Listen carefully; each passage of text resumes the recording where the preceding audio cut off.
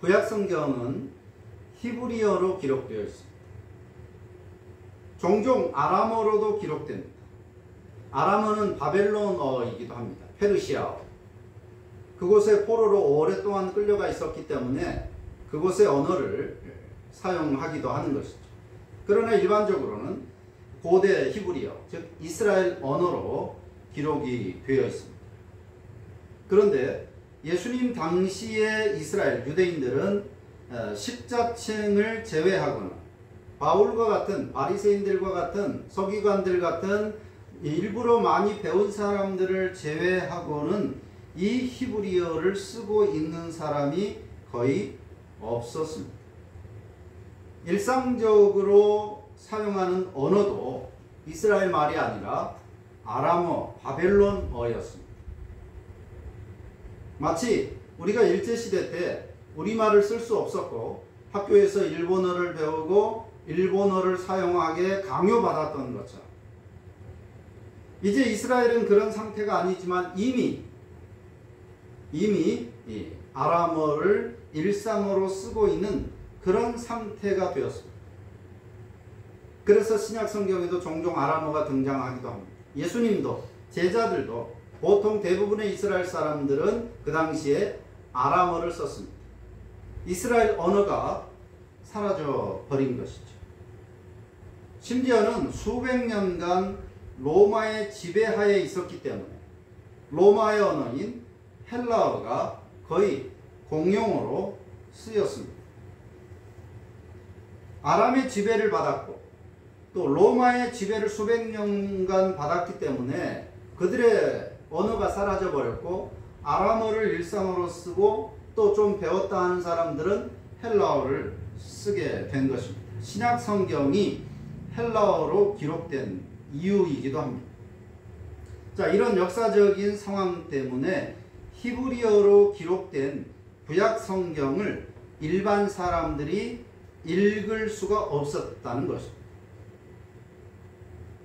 문맹률이 높았기도 했지만 자기네 나라 말로 된 성경을 그들이 생명같이 여기는 하나님의 말씀인 성경을 읽을 수가 없었다는 거예요.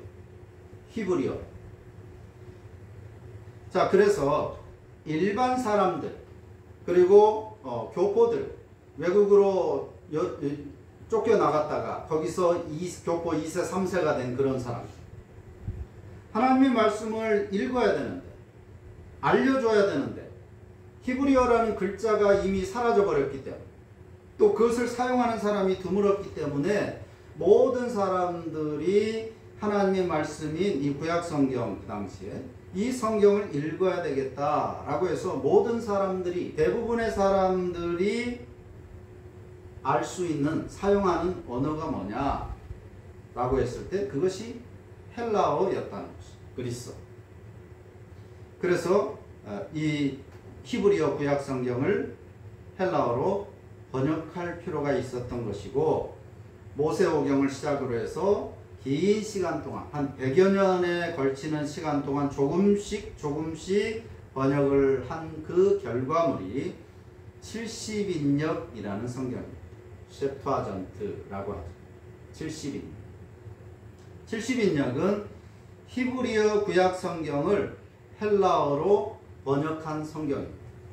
그래서 예수님 당시에 유대인들은 이 70인역 히브리어로 된 성경이 아니라 바울은 물론 히브리어로 된 성경을 읽을 수 있었지만 대다수의 사람들은 히브리어 구약 성경이 아니라 70인역으로 헬라어로 번역된 구약 성경을 일반적으로 읽었고 그것으로 성경을 배웠습니다.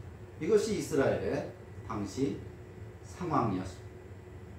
자, 팔복에서 신약성경 팔복에서 예수님께서 선포하신 팔복, 거기서 복이라는 단어는 헬라어로 마카리오이라고 썼습니다. 마카리오이. 그래서 8번의 마카리오이가 팔복에 등장을 합니다. 자, 히브리어를 헬라어로 번역한 그 70인역 성경이 시편 1편에 나오는 오늘 복 있는 사람은 아슈레이 라는 단어라고 했는데 이 아슈레이를 헬라어로 어떤 단어를 써서 번역했냐면 바로 마카리오스라는 단어. 예수님이 복이라고 말씀하신 마태복음의 그 마카리오이 또 그 똑같은 단어로 시편 1편의 복을 70인역이 번역을 한 것이죠. 그래서 이 70인역 성경으로 어려서부터 말씀을 배우고 복의 개념을 이해한 그 당시 사람들은 예수님께서 8번이나 반복해서 복되도다, 즉 마카리오이 라는 이 단어를 사용하실 때 이 복이 구약의 시편의 아슈레이의 뜻처럼 물질적인 것을 의미하는 것이 아니라고 하는 것을 그들은 생각했을 것입니다. 더구나 예수님께서 지금 복되도다, 참 너희들은 행복한 자로다 라고 말씀하실 때 그 말씀의 대상들이 부자들, 권력자들이 아니었습니다. 현재 가난하고 사회적 약자였던 사람들에게 복되도다 이렇게 복을 선언하셨기 때문에 예수님의 이 복이 시편 1편의 그 아슈레이, 이 복과 같은 복이다 라고 하는 것을 그들은 누가 설명하지 않아도 당연히 그렇게 이해했을 것이라고 하는 것입니다. 이처럼 신약성경, 구약성경에서 동일하게 말씀하는 복은 소유의 개념이 아닌 것입니다. 세속적 평가나 기준이 아니라 하나님의 기준으로 판단해야 하는 단어였던 것입니다. 이 복은 시편 1편에서 말씀하는 복, 예수님이 말씀하시는 복, 성경이 말씀하는 복은 말씀을 매개로 하여서 하나님과의 관계 상태, 하나님과의 그 관계, 또 하나님과의 현재 그 상태가 복이냐 복이 아니냐, 하나님과의 관계가 상태가 어떠냐가 복이냐 복이 아니냐를 판단하는 기준이라고 하는 것입니다. 행복이 무엇이냐? 성경이 말씀하는 행복의 기준은 소유가 아니라는 것입니다. 오늘날 말하는 세속적인 그런 기준이 아니라는 것입니다. 하나님과의 관계가 어떠냐, 하나님과의 상태가 어떤 상태냐, 이것입니다. 그런데 마치 행복이라는 꽃말을 가진 새잎 클로버가 옆에 잔뜩 있음에도 행운의 꽃말을 가진 네잎 클로버를 찾기 위해서 애쓰는 사람들처럼 오늘 교회와 신자들은 이미 가진 최상의 복을 누리지 않고 모조품, 짝퉁, 심지어 자신을 멸망의 구렁텅이로 빠뜨릴 수 있는 세속적인 복, 세상 기준의 복만 간절하게 죽어라고 추구하고 있다고 하는 사실. 복에 겨워 살고 있음에도 불구하고 복에 겹다, 복에 겨워 산다. 겹다라는 말은 어떤 기준 이상을 넘어섰다 그런 뜻입니다. 즉 과하게 복을 받아 누리고 있음에도 불구하고 과한 복을 받았음에도 불구하고 그것을 누리지 못하고 여전히 부족하다, 불행하다고 느끼는 것입니다. 이미 하나님의 말로 다할 수 없는 복을 우리 교회와 신자들은 받았지만 그럼에도 그 복에 대해서 만족하고 감사할 줄 모르고 세속의 복을 여전히 기도의 제1 목적으로 삼고 있다는 것입니다. 감사가 제1 원인이어야 되는데 왜 기도하느냐? 감사해서. 왜 신앙생활을 하고 왜 예배를 하느냐? 왜 말씀대로 살려고 하느냐? 받은 복이 감사해서. 이것이 신자의 마땅한 태도인데도 불구하고 오늘 교회와 신자들의 기도의 1 목적은 세속적인 물질적인 것을 더 받기 위해서 예배의 목적, 신앙의 목적, 헌신의 목적. 첫 번째가 더 받기 위해서. 세속의 복을 더 받기 위해서. 복에 겨워 살고 있으면서 여전히 부족하다라고 느끼고 있는 오늘 신자들의 모습인 것이죠. 먼저 그래서 성경적 복의 개념을 그 올바른 복의 개념을 이해하는 것이 신앙 출발의 시작입니다. 복이 무엇인가를 알고 복을 구해야지. 또 복이 무엇인가를 알고 신앙의 삶을 살아야 하는 것입니다. 그것이 출발입니다. 목적지가 없이 출발하는 것은 가만히 서 있는 것보다 오히려 못한 것입니다. 복이 무엇인가를 알고 그래서 올바른 복을 쫓는가, 어떤 복을 쫓는가, 하나님의 복을 쫓을 것인가, 세속의 복을 쫓을 것인가가 삶의 방향과 삶의 방법을 결정할 것이기 때문에 복의 개념, 올바른 복을 이해하는 것은 너무나도 중요하다고 할 것입니다. 모든 사람은 행복을 추구합니다. 시편이 쓰일 당시도 그렇고 지금이나 역시 마찬가지. 사람들은 행복을 원합니다. 유명한 설교가인 로이드 존스는 인생과 역사와 문명 이야기 전체는 행복을 추구하는 큰 노력 이외에 아무것도 아니다 라고 말했습니다. 인류 역사는 행복을 추구하는 것이다 라고 하는 것입니다. 이 점은 세속적 역사가인 유발 하라리, 유명한 그 유발 하라리도 동의하고 있습니다. 호모데우스라는 책에서 그는 인류 역사는 힘과 통합과 행복을 추구하였다라고 말했습니다. 그의 설명에 의하면 인류는 힘을 축적하는 데 성공했다. 또 통합을 이루는 데도 어느 정도 성과를 거두었다. 그러나 행복만큼은 아직도 이루지 못한 상태에 있다. 그렇게 말했습니다.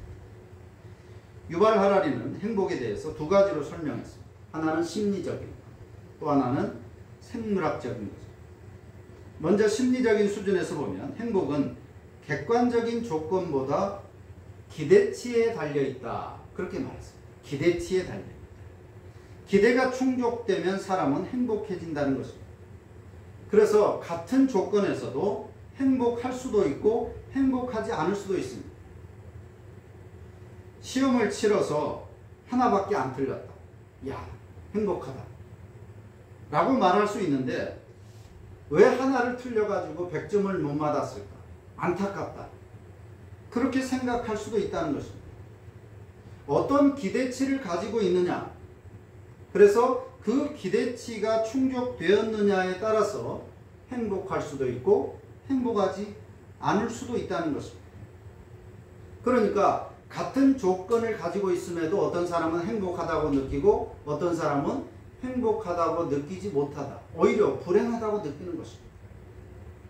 기대치에 따라서 행복과 불행이 결정된다 라고 하는 것이죠. 하지만 기대치 충족으로 인한 행복은 그렇게 오래가지 못한다라고 말합니다. 기대치는 새로운 환경에서 다시 올라가 인간은 새롭게 더 업그레이드된 기대치를 만족시키기 위해서 또 노력을 하기 때문에 좋은 차를 가졌는데 그래서 무척이나 행복했는데 며칠 못 가서 더 비싼 차, 더 좋은 차 아니면 2대, 3대를 갖기 위해서 기대가 생긴다. 그런 기대치가 또 생긴다는 거죠. 그러니까 그것을 위해서 또 노력한 이미 행복감은 사라져버린 거죠. 집을 사기 위해서 수년 동안 못 먹고 못 입고 뼈 빠지게 일해서 집을 샀습니다. 며칠 동안은 구름 위에 떠 있는 것처럼 행복감을 느끼지만 조금 더 지나면 그 행복감이 사라집니다. 익숙해집니다. 더 큰 집이 보입니다. 더 비싼 집이 보이는 거죠. 아, 저걸 사야 되겠다. 기대치가 또 높아집니다. 그렇게 인간은 기대치가 만족이 될 수가 없기 때문에 계속해서 바뀔 것이고 끝내 기대치에 만족이 없이 인생이 끝난다라고 하는 것입니다. 두 번째로 생물학적인 수준에서 보면 기대와 행복을 결정하는 것은 경제적이나 사회적, 정치적 상황이 아니라 인간의 생화학적인 조건이다. 그렇게 말합니다. 사람을 행복하게 만드는 것은 인간의 생화학적 기제가 작동하였기 때문이다. 조건 때문이 아니라는 거예요. 어떤 음식을 먹었을 때 그 음식 자체가 행복을 주는 것이 아니라는 것입니다. 그 음식을 가졌기 때문에, 그 음식을 보았기 때문에 행복감이 느껴지는 것이 아니라 그것을 먹음으로써 내 몸속에서 생화학적인 반응이 나타난다는 것입니다. 좋은 차를 가진다. 좋은 집을 가졌다. 그 집 자체가 나에게 행복감을 주는 것이 아니라 그 집에서 누리는 것 때문에 내 속에서 어떤 생화학적인 반응이 나타난다는 것이죠. 그러니까 음식이나 돈이나 권력이나 명예나 그런 조건 자체가 행복감을 주는 것은 아니라는 거예요. 그것을 가지고 누림으로써 내 속에서 나타나는 어떤 생화학적인 반응, 우리는 그것을 엔돌핀이다 또는 도파민이다, 아드레날린이다, 옥시토신이다, 뭐 이런 여러 가지로 표현을 합니다. 그런 생화학적인 반응이 나타나는 것인데 그 느낌을 사람들은 행복이라고 여기는 것입니다. 행복이라는 어떤 물질이 실제로 존재하는 게 아니라는 거예요. 돈 자체가 행복을 주는 것이 아니라는 거예요. 그러니까 어떤 사람은 돈을 많이 가지고 있어도 부족하다고 느끼고 행복을 못 느끼는데, 어떤 사람은 조금 가졌는데도 불구하고 그 돈 때문에 행복을 느끼는 거죠. 그러니까 돈 자체가 행복이 아니라 그것을 가지고 누림으로써 인한 내 속에서 나타나는 화학적인 반응. 그걸 뭐라고 표현합니까?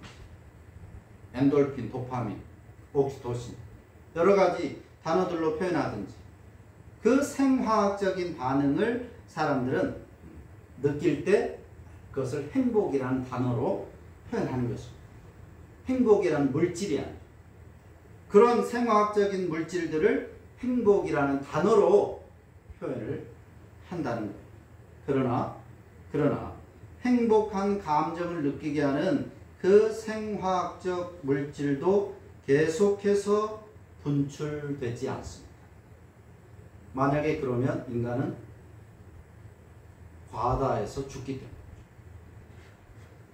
도파민이 과다하면 처음에는 도파민이 분출되면, 엔돌핀이 분출되면 기분이 좋아지고 공중에 붕 뜬 것 같지만 그게 계속해서 그 상태에 있게 되면 인간은 죽게 되는 거예요. 그러니까 그 행복이라는 단어로 표현되었던 그 생화학적인 물질도 어느 순간 가면 분출되지 않게 되는 거죠. 그러니까 행복감이 오래 지속되지 않는 거죠. 급기야 인간들은 강제로 그 생화학적 물질들을 몸 안에 주입하게 됩니다. 계속해서 그런 상태가 안 되니까 좋은 차, 좋은 집, 명예, 권력을 가지면 영원히 죽을 때까지 더 이상 바랄 것 없이 행복을 느낄 줄 알았는데 조금 시간이 지나니까 그것도 이제 익숙해져 버리더라는 거예요. 그러니까 그 감정을 다시 느끼고 싶은 거예요. 그래서 그것을 생화학적인 물질로 만들어서 몸 안에 주입함으로써 불행을, 고통을 느끼지 않게 되거나 또는 좋은 감정, 행복이라고 표현하는 그 느낌을, 그 상태를 계속 고조시키고 유지하려고 하는 데까지 인간의 생각이 다다르게 됩니다. 그래서 만들어낸 것들이 진통제 같은 것입니다. 항우울제 또는 프로포폴, 마취제, 마약 같은 것입니다. 어떤 면에서는 이것이 필요할 때도 있습니다. 불행이나 고통을 약으로 어느 정도 진정시킬 수 있습니다. 긍정적인 역할을 합니다. 때로는 불행하다고 느낄 때, 우울할 때 이런 약들로 인해서 마음의 평정심을 찾을 수도 있습니다. 하지만 이것을 과하게 사용하는 것입니다. 인간의 삶이라는 것이 때로는 불행을 느낄 때도 있고 고통을 느낄 때도 있고 그럼으로써 또 다른 발전을 도모하기도 하고 또 영원히 행복하지 않고 항상 행복하지도 않고 항상 기분이 좋지 않고 때로는 떨어졌다 올라갔다 하는 그런 과정들이 인간의 삶이라고 하는 것인데 그 느낌을 계속해서 유지시키려고 무리한 시도를 하는 것이죠. 그래서 중독되어버린 거죠. 의학적인 용도로가 아니라 필요 이상으로 이것을 사용하려는 사람들이 점점 더 많아지게 되고 중독자들이 생겨나게 되는 것입니다. 유발 하라리는 생화학 약품도 그렇기 때문에 답이 될 수 없을 것이다 라고 단언해서 말하고 있습니다. 그러면서도 자신은 아직 어떻게 행복을 얻을 수 있을지 그리고 그 행복을 유지할 수 있을지 알지 못한다 라고 고백합니다. 세계적인 석학이라고 말해지는 유발 하라리는 사실 무신론자예요. 유대인인데 무신론자예요. 신이 없다라고 생각하는 사람. 그렇기 때문에 영원토록 답을 찾을 수가 없을 것입니다. 그런데 시편 저자는 행복은 하나님으로부터 오는 것이다 라고 말하고 있습니다. 인간 스스로의 심리적, 생물학적, 생화학적 노력을 해서가 아니라 참 복의 근원이신, 진짜 복의 근원이신 하나님, 그 말씀 안에서 사는 것이 진정한 복, 행복을 누릴 수 있는 것이라고 단언해서 말하고 있는 것입니다. 예수님께서 팔복을 통해서 말씀하신 바도 동일한 것입니다. 무엇을 해서, 무엇을 가져서 복을 누리고 행복을 느끼는 그런 인생을 살 수 있는 것이 아니라 하나님의 은혜로 복을 받아야 가치 있는 삶을 살 수 있다는 것입니다. 그 삶이 복된 삶이고 행복한 삶이라고 말씀하십니다. 하나님을 떠나서 말씀 밖에서 복을 추구하는 인생은 메비우스의 띠처럼 악순환을 반복할 뿐입니다. 시작도 없고 끝도 없는 그런 삶, 복이라고 생각해서 열심히 그것을 얻으면 오래지 않아 오히려 그것이 자신을 불행으로 몰아가고 그 불행을 덮기 위해 또 무언가를 하고 그런데 그것이 또 다른 불행을 만들고 그 불행을 덮기 위해서 반복하는 메비우스 띠 같은 불행의 악순환만 이어질 뿐입니다. 마약을 하고 프로포폴을 하고 약물을 통해서 행복감을 고조시킬 수 있습니다. 그런데 점점 더 양을 늘려가야 합니다. 익숙해져 버립니다. 어떤 조건에 도달하면 또 무엇인가를 가지면 행복할 것이라고 생각해서 열심히 노력합니다. 그 명예가 오히려 그를 불행하게 하고 그 돈이, 그 권력이 오히려 더 불행하게 만듭니다. 그 불행을 덮기 위해서 또 무엇인가를 하고 합니다.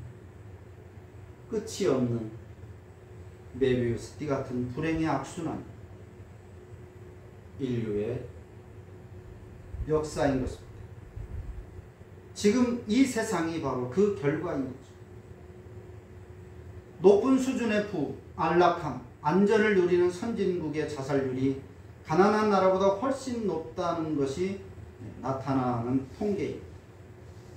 가난, 정치적 불안에 시달리는 개발도상국, 페루나 하이티, 필리핀, 가나 이런 나라들은 매년 10만 명당 5명이 안 되는 사람이 평균적으로 자살한다라고 합니다. 반면에 스위스, 프랑스, 일본, 뉴질랜드 같은 부유하고 평화로운 나라에서는 매년 10만 명당 10명 이상이 스스로 목숨을 끊는다고 합니다.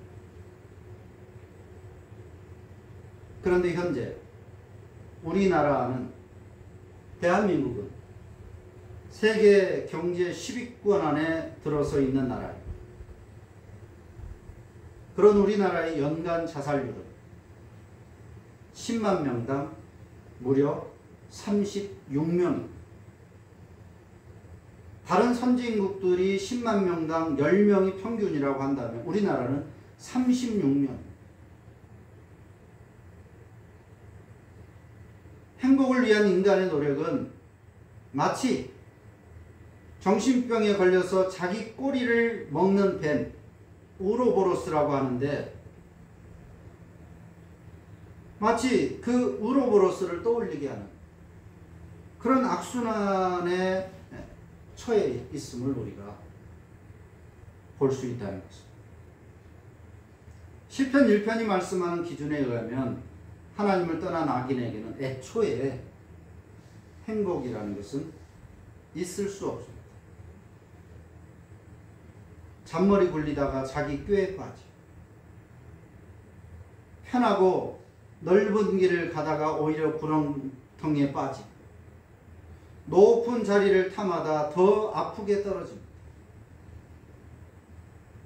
그래도 나는 행복하다, 즐겁다, 만족한다라고 정신 승리하는 것까지야 막을 수 없지만 그런 착각 속에 살다가 가는 어리석은 인생입니다.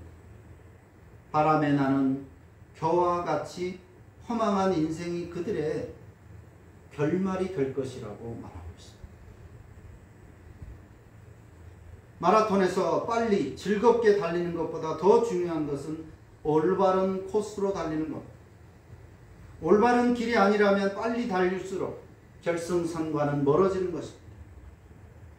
올바른 길이 아니지만 나는 즐겁게 달리겠다, 그러면 됐다라고 생각한다면 그 사람은 정신 나간 사람. 복 있는 사람, 주야로 아침 저녁으로 말씀을 묵상하는 사람이라고 그랬습니다. 말씀 안에서 살아가는 사람. 이 의미는 성경 지식이 많아서 말끝마다 성경을 인용하거나 하나님, 기도, 믿음 등 신앙적 표현들을 잘 구사한다는 그런 뜻이 아닙니다.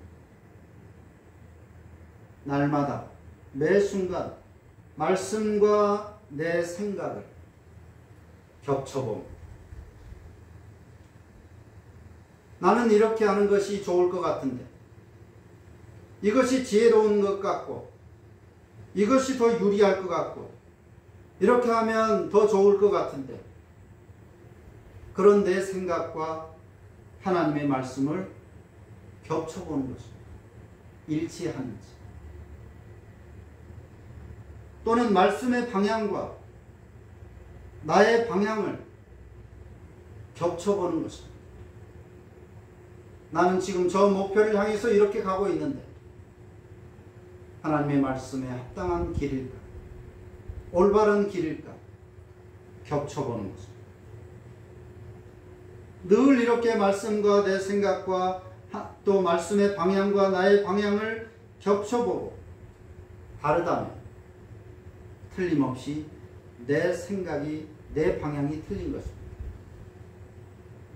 말씀이 시대에 뒤떨어지는 것이 아닙니다. 하나님의 말씀이 잘못될 수가 없습니다. 말씀과 겹쳤을 때 어긋난다면 반드시 틀림없이 내 생각, 내 판단, 내 방향이 틀린 겁니다. 여기서 이제 고민과 갈등이 생기는 거죠. 말씀이 옳기는 할 텐데 그렇게 하면 내가 더 많이 힘들어질 텐데 많이 돌아가야 될 텐데 아니면 손해볼 텐데 어떻게 하지? 여기서 참신앙이 판가름되는 것이죠. 여기서 진정으로 복받은 사람이냐 아니냐가 판가름되는 것입니다. 하나님으로 참 복을 느끼는 사람, 말씀의 길로 수정하는 것이죠. 그렇게 수정하기를 반복하면서 살아가는 것이 참된 신앙생활인 것입니다. 적당히 타협하는 것은 참 복을 받지 못하고 또 참 복을 받았지만 그 복을 누리지 못하고 잘못된 것을 추구하는 신앙인 것입니다. 시편 기자가 우리에게 그렇게 말하는 것입니다. 주야로 말씀을 묵상하는 자, 뭐하러 말씀을 아침 저녁으로 중얼거립니까? 뭐하러 말씀을 듣고 왜 말씀을 읽고 왜 말씀을 배우는 지식으로 자랑하기 위해서? 아닌 것입니다. 내 생각, 내 삶, 내 방향이 말씀과 맞는가를 겹쳐보는 그런 의미입니다. 여기까지는 많은 사람들이 동일한데 겹쳐서 틀렸을 때 하나님의 말씀대로 수정하느냐 수정하지 않느냐 여기에서 많이 또 떨어져 나가는 것입니다. 복 있는 사람, 하나님의 복 받았다고 느끼는 사람, 나는 이미 받을 복을 다 받았다라고 생각하는 사람, 여지없이 가차없이 주저없이 말씀을 따라서 나를 수정하는 사람. 팔복에서 복은 하나님 나라의 백성됨입니다. 시편 1편에서 복 있는 사람 곧 의인은 여호와의 집에 영원히 거하는 자임. 곧 성경이 말씀하는 복은 하나님과의 관계 상태로 이해된다는 것입니다. 예수님도 시편 저자도 동일하게 말씀하는 것입니다. 하나님의 복, 성경이 말씀하는 복이 무엇인가? 세상적인, 세속적인 조건이 아니라 하나님과의 지금 어떤 관계로, 어떤 상태로 살고 있느냐 이것이다. 이것이 개혁신앙이 이해하는 복입니다. 나는 이 복을 받아 누리고 있는 사람일까? 아니면 허망한 복, 사실은 독인 이 허망한 복을 쫓아가고 있는 사람입니다. 오늘 우리는 예수님의 팔복 앞에서 또 시편 1편의 이 복 앞에서 우리 자신을 돌아볼 필요가 있습니다. 기도합니다.